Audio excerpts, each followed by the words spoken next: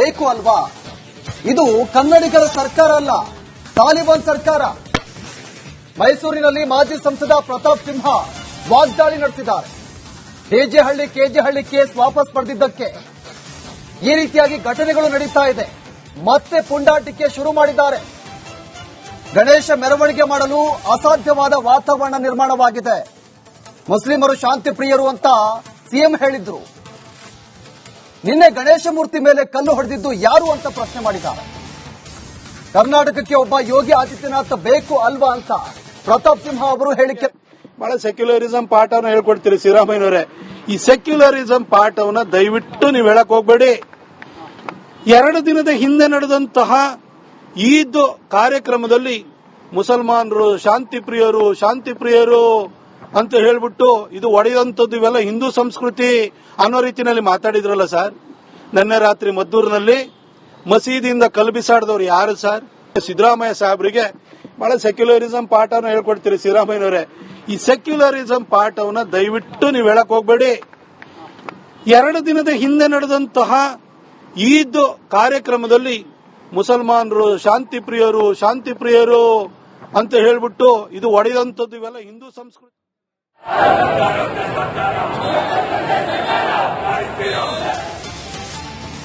ಇನ್ನು ಮಹಿಳಾ ಪ್ರತಿಭಟನಾಕಾರರ ಮೇಲೆ ಹಲ್ಲೆಗೆ ಖಂಡನೆ ವ್ಯಕ್ತವಾಗ್ತಾ ಇದೆ.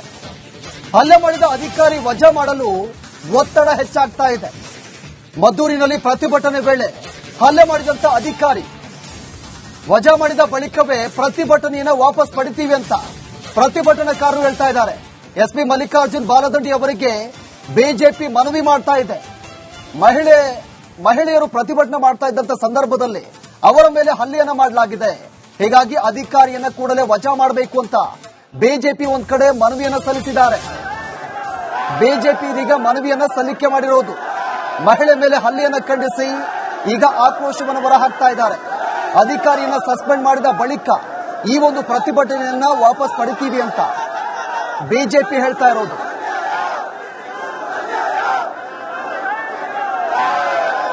ಇನ್ನು ನಮ್ಮ ಜೊತೆ ಮಾತನಾಡಲಿಕ್ಕೆ ನಿಖಿಲ್ ಕುಮಾರಸ್ವಾಮಿ ಅವರು ಇದ್ದಾರೆ, ಜೆಡಿಎಸ್ ಯುವ ನಾಯಕ. ನಿಖಿಲ್ ಕುಮಾರಸ್ವಾಮಿ ಅವರೇ ನಮಸ್ಕಾರ. ಈ ಘಟನೆ ಬಗ್ಗೆ ಫಸ್ಟ್ ರಿಯಾಕ್ಷನ್ ತಮ್ಮದು ಸರ್. ಇವತ್ತು ಮಂಡ್ಯ ಜಿಲ್ಲೆಯಲ್ಲಿ ಕಳೆದ 2 ವರ್ಷದಿಂದ ಈ ಕಾಂಗ್ರೆಸ್ ಆಡಳಿತಕ್ಕೆ ಬಂದಾಗಿಂದ ಒಂದು ಕೆರಗೋಡ್ ಇನ್ಸಿಡೆಂಟ್ ಆಯ್ತು. ಅಲ್ಲಿಂದ ನಾಗಮಂಗಲ ಮುಗೀತು ಕಳೆದ ವರ್ಷ. ನಿನ್ನೆ ದಿನ ರಾತ್ರಿ ಮದ್ದೂರಿನಲ್ಲಿ ಈ ಪ್ರಕರಣ ಬೆಳಕಿಗೆ ಬಂದಿದೆ. ಒಟ್ಟಾರೆಯಾಗಿ ಇವತ್ತು ಈ ಇನ್ಸಿಡೆಂಟ್ಗೆ ನೇರವಾಗಿ ಹೊಣೆಗಾರಿಕೆಯನ್ನ ತಗೊಳ್ಬೇಕಾಗಿರ್ತಕ್ಕಂಥದ್ದು ರಾಜ್ಯದ ಗೃಹ ಸಚಿವರು. ನಾನು ಇಲ್ಲಿ ಪೊಲೀಸರ ಮೇಲೆ ಹೆಚ್ಚಾಗಿ ದೂಷಣೆ ಮಾಡ್ಲಿಕ್ಕೆ ಹೋಗೋದಿಲ್ಲ ಸರ್. ಅದಕ್ಕೆ ಕಾರಣ ಪೊಲೀಸರು ಸ್ವತಂತ್ರವಾಗಿ ಕೆಲಸ ಮಾಡ್ತಕ್ಕಂಥ ಒಂದು ಹಕ್ಕು ಕಸ್ಕೊಂಡ್ಬಿಟ್ಟಿದ್ದಾರೆ ಇವತ್ತು ಈ ರಾಜ್ಯ ಸರ್ಕಾರ. ಅವರ ನೈತಿಕ ಆತ್ಮಸ್ಥೈರ್ಯವನ್ನು ಸಂಪೂರ್ಣವಾಗಿ ಕುಗ್ಸಿದ್ದಾರೆ.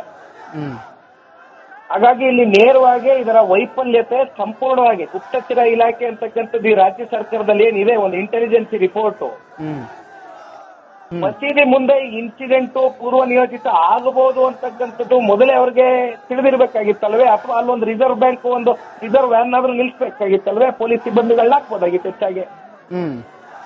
ಇವೆಲ್ಲವೂ ಕೂಡ ಪೂರ್ವ ನಿಯೋಜಿತ ಕಾರ್ಯಕ್ರಮ ಸರ್. ಬಟ್ ಒಂದು ನಮ್ಮ ಮನಸ್ಸಿಗೆ ಬೇಜಾರಾಗ್ತಕ್ಕಂಥದ್ದು, ಮಂಡ್ಯ ಜಿಲ್ಲೆ ಯಾವತ್ತಿಗೂ ಕೂಡ ಶಾಂತಿಯುತವಾದಂತ ಜಿಲ್ಲೆ. ಸರ್ವ ಜನಾಂಗದ ಶಾಂತಿಯ ತೋಟವನ್ನ ಹಿಂದಿನಿಂದನೂ ಕೂಡ ಮಹನೀಯರು ಪ್ರತಿನಿಧಿಸಿರ್ತಕ್ಕಂಥ ರಚನೆ ಮಾಡ್ಕೊಂಡು ಬಂದಿದ್ದಾರೆ ಆ ಜಿಲ್ಲೆನಲ್ಲಿ ಶಾಂತಿಯನ್ನ. ಆದ್ರೆ ಈ ರೀತಿ ಕೋಮ ಗಲಭೆಗಳಿಗೆ ಪ್ರಚೋದನೆ ಕೊಡ್ತಕ್ಕಂಥದ್ದೇ ಈ ರಾಜ್ಯ ಸರ್ಕಾರ ಮೊದಲನೇದಾಗಿ. ಇದರ ರಾಜಕೀಯದ ಹಿಂದಿನ ಉದ್ದೇಶಗಳು ಲಾಭಗಳು ನನಗೆ ಗೊತ್ತಿಲ್ಲ, ಅವರೇ ಉತ್ತರ ಕೊಡಬೇಕು.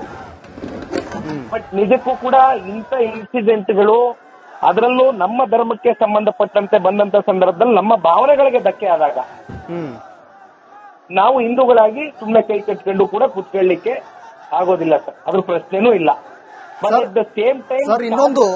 ಇನ್ನೊಂದು ಯಾಕೆ ಪದೇ ಪದೇ ಮಂಡ್ಯ ಭಾಗದಲ್ಲಿ ಹಿಂದೂಗಳನ್ನ ಟಾರ್ಗೆಟ್ ಮಾಡ್ತಾ ಇದ್ದಾರೆ ಅಂತ ಸರ್, ನಾನು ಈಗ ತಾನೇ ಹೇಳದ್ನಲ್ಲ, ಇದು ಒಂದ್ ರೀತಿ ರಾಜಕೀಯವಾದಂತ ಒಂದು ಪಿತೂರಿ. ಈ ವಿಚಾರದಲ್ಲೂ ರಾಜಕೀಯ ಪಿತೂರಿ ಅಡಗಿದೆ. ಯಾವ ರೀತಿ ಧರ್ಮಸ್ಥಳದ ದೇಗುಲದ ಶ್ರೀ ಕ್ಷೇತ್ರದ ಒಂದು ಅಪಮಾನ ಮಾಡತಕ್ಕಂತ ಹಿನ್ನೆಲೆಯಲ್ಲಿ ಷಡ್ಯಂತ್ರ ಆಯ್ತು, ಅದೇ ರೀತಿ ಷಡ್ಯಂತ್ರ ಇಲ್ಲೂ ಕೂಡ ಯಾಕೆಂದ್ರೆ ನಾವು ಈ ಹಿಂದೆ ಎಲ್ಲ ಸ್ವಲ್ಪ ಈ ಮಂಗಳೂರು ಸೆಕ್ಟರ್ ಅಲ್ಲಿ ಒಂದಷ್ಟು ಜಿಲ್ಲೆಗಳಲ್ಲಿ ನಮ್ಮ ರಾಜ್ಯದಲ್ಲಿ ಇವೆಲ್ಲ ಬಟ್ ಇವತ್ತು ಮಂಡ್ಯ ಜಿಲ್ಲೆವರೆಗೂ ಇಂಥ ಪ್ರಕರಣಗಳು ತಗೊಂಡ್ಬಂದು ಇವತ್ತು ಮುನ್ನೆಲೆಗೆ ಬಿಟ್ಟಿದ್ದಾರೆ ಅಂದ್ರೆ ಇದರಿಂದ ಬೇರೆ ಬೇರೆ ರೀತಿಯಾದಂತ ರಾಜಕೀಯದ ಲೆಕ್ಕಾಚಾರಗಳು ಷಡ್ಯಂತ್ರಗಳು ಅಡಿಗೆ ಅಂತಕ್ಕಂಥದ್ದು ಬಹಳ ಸ್ಪಷ್ಟ. ಸರ್, ಇನ್ನೊಂದು, ಈ ಸರ್ಕಾರ ಯಾವಾಗಲೂ ಹೇಳುತ್ತೆ ನಾವು ಕ್ರಮ ಕೈಗೊಳ್ತೀವಿ ಅಂತ, ಆದ್ರೂ ಕೂಡ ಹಿಂದೂ ಕಾರ್ಯಕರ್ತರ ಮೇಲೆ ಕ್ರಮವನ್ನು ಕೈಗೊಳ್ತಾರೆ, ಯಾಕೆ ಅಂತ? ಸರ್, ಇವತ್ತು ನಮಗೆ ರಕ್ಷಣೆ ಕೊಡಬೇಕಾಗಿರ್ತಕ್ಕಂಥವ್ರು ಯಾರು? ಪೊಲೀಸರು. ಪೊಲೀಸರ ಮೇಲೆ ಕಲ್ತೂರಾಟ ಹಾಕಿ ಪೊಲೀಸ್ ಸ್ಟೇಷನ್ಗೆ ಬೆಂಕಿ ಹಚ್ಚಂತ ಪ್ರಕರಣಗಳು ನಮ್ಮ ಕಣ್ಮುಂದೆ ಇದೆ ಕಳೆದ 2 ವರ್ಷದಲ್ಲಿ. ಅವ್ರ ಮೇಲೆ ಆಕ್ಷನ್ ತಗೊಳ್ಳದೆ ಹೋಗಿರ್ತಕ್ಕಂಥ ಸರ್ಕಾರ ಕೈ ಕಟ್ಟ ಹಾಕೊಂಡು ಸುಮ್ ಕೂತವ್ರೆ. ಏನ್ ಕಾರಣ ಏನು? ಪೊಲೀಸ್ ಸ್ಟೇಷನ್ಗೆ ಬೆಂಕಿ ಹಚ್ಚದವ್ರು ಯಾರು? ಕಲ್ತೂರಾಟ ಮಾಡಿದವ್ರು ಯಾರು? ಪೊಲೀಸರಿಗೆ ಸರ್ಕಾರವೇ ಉತ್ತರ ಕೊಡಬೇಕು. ಅವರ ವೈಫಲ್ಯತೆ ಏನಿದೆ ಇವತ್ತು ಬಹಳ ಕೂಲಾಗಿ ಹ್ಯಾಂಡಲ್ ಮಾಡಿದೀವಿ ನಾವೆಲ್ಲ, ಏನು ತೊಂದರೆ ಇಲ್ಲ ಅಂತಾರೆ. ಬಟ್ ಒಂದು ಸರ್, ಕೆರಗೋಡು ನಾಗಮಂಗಲ ಮದ್ದೂರಿನ ಇನ್ಸಿಡೆಂಟ್ ಅಲ್ಲಿ ನಿಜ ಕೂಡ ಅಮಾಯಕರು ಬಲಿಪಶು ಆಗ್ತಾ ಇದ್ದಾರೆ. ಅದಕ್ಕೆ ಕಾರಣ ಮದ್ದೂರು ನಗರದಲ್ಲಿ ಸರ್, ನಾವು ಪ್ರತಿನಿತ್ಯ ಓಡಾಡೋದ್ರಿಂದ ಒಂದು ಮಾತು ಹೇಳ್ತೇನೆ, ವ್ಯಾಪಾರ ವಹಿವಾಟುಗಳು, ಹಣ್ಣು ಮಾರ್ತಕ್ಕಂಥವ್ರು, ತರಕಾರಿ ಮಾರೋರು, ಹೂವು ಮಾರೋರು, ಮೆಡಿಕಲ್ ಶಾಪ್ ಇಟ್ಕೊಂಡಿರೋರು, ಹೋಟ್ಲ್ ಬಿಸ್ನೆಸ್ ಮಾಡೋರು 144 ಸೆಕ್ಷನ್ ಜಾರಿ ಮಾಡಿದ್ದಾರೆ. ಕೆರಗೋಡು ನಾಗಮಂಗಲದಲ್ಲಿ ಆ ಇನ್ಸಿಡೆಂಟ್ ಆದ್ಮೇಲೆ ಊರೇ ಖಾಲಿ ಮಾಡಿದ್ದಾರೆ. ಇವತ್ತು ಮದ್ದೂರಿನಲ್ಲಿ ನಗರದಲ್ಲಿ ಊರೇ ಖಾಲಿ ಮಾಡಿದ್ರೆ ಜನಸಾಮಾನ್ಯರ ಮೇಲೆ ಆಗ್ತಕ್ಕಂಥ ಈ ಒತ್ತಡ, ಯಾರೋ ಇದರಿಂದ ರಾಜಕೀಯ ಲಾಭ ಪಡಿಸಬಹುದು, ಬಟ್ ಜನರ ಪರಿಸ್ಥಿತಿ ಏನಿದೆ, ಮುಂದೆ ಏನಾಗುತ್ತೆ ಅವರ ಪರಿಸ್ಥಿತಿಗಳು? ಸರ್ಕಾರ ಉತ್ತರ ಕೊಡಬೇಕು. ಓಕೆ, ನಿಖಿಲ್ ಕುಮಾರಸ್ವಾಮಿ ಅವರು, ಥ್ಯಾಂಕ್ ಯು ತಮ್ಮೆಲ್ಲ ರಿಪಬ್ಲಿಕ್ ಜೊತೆ ಮಾತನಾಡೋದಕ್ಕೆ. ಬೇಕು ಅಲ್ವಾ? ಇದು ಕನ್ನಡಿಗರ ಸರ್ಕಾರ ಅಲ್ಲ, ತಾಲಿಬಾನ್ ಸರ್ಕಾರ. ಮೈಸೂರಿನಲ್ಲಿ ಮಾಜಿ ಸಂಸದ ಪ್ರತಾಪ್ ಸಿಂಹ ವಾಗ್ದಾಳಿ ನಡೆಸಿದ್ದಾರೆ. ಕೆಜೆಹಳ್ಳಿ ಕೇಸ್ ವಾಪಸ್ ಪಡೆದಿದ್ದಕ್ಕೆ ಈ ರೀತಿಯಾಗಿ ಘಟನೆಗಳು ನಡೀತಾ ಇದೆ. ಮತ್ತೆ ಪುಂಡಾಟಿಕೆ ಶುರು ಮಾಡಿದ್ದಾರೆ. ಗಣೇಶ ಮೆರವಣಿಗೆ ಮಾಡಲು ಅಸಾಧ್ಯವಾದ ವಾತಾವರಣ ನಿರ್ಮಾಣವಾಗಿದೆ. ಮುಸ್ಲಿಮರು ಶಾಂತಿ ಪ್ರಿಯರು ಅಂತ ಸಿಎಂ ಹೇಳಿದ್ರು. ನಿನ್ನೆ ಗಣೇಶ ಮೂರ್ತಿ ಮೇಲೆ ಕಲ್ಲು ಹೊಡೆದಿದ್ದು ಯಾರು ಅಂತ ಪ್ರಶ್ನೆ ಮಾಡಿದ್ದಾರೆ. ಕರ್ನಾಟಕಕ್ಕೆ ಒಬ್ಬ ಯೋಗಿ ಆದಿತ್ಯನಾಥ್ ಬೇಕು ಅಲ್ವಾ ಅಂತ ಪ್ರತಾಪ್ ಸಿಂಹ ಅವರು ಹೇಳಿಕೆ. ಬಹಳ ಸೆಕ್ಯುಲರಿಸಂ ಪಾಠವನ್ನು ಹೇಳ್ಕೊಡ್ತೀರಿ ಸಿದ್ದರಾಮಯ್ಯನವರೇ. ಈ ಸೆಕ್ಯುಲರಿಸಂ ಪಾಠವನ್ನ ದಯವಿಟ್ಟು ನೀವು ಹೇಳಕ್ ಹೋಗ್ಬೇಡಿ. 2 ದಿನದ ಹಿಂದೆ ನಡೆದಂತಹ ಈದ್ ಕಾರ್ಯಕ್ರಮದಲ್ಲಿ ಮುಸಲ್ಮಾನರು ಶಾಂತಿ ಪ್ರಿಯರು ಅಂತ ಹೇಳ್ಬಿಟ್ಟು ಇದು ಒಡೆಯುವಂಥದ್ದು, ಇವೆಲ್ಲ ಹಿಂದೂ ಸಂಸ್ಕೃತಿ ಅನ್ನೋ ರೀತಿಯಲ್ಲಿ ಮಾತಾಡಿದ್ರಲ್ಲ ಸರ್. ನಿನ್ನೆ ರಾತ್ರಿ ಮದ್ದೂರಿನಲ್ಲಿ ಮಸೀದಿಯಿಂದ ಕಲ್ಲು ಬಿಸಾಡಿದವರು ಯಾರು ಸರ್?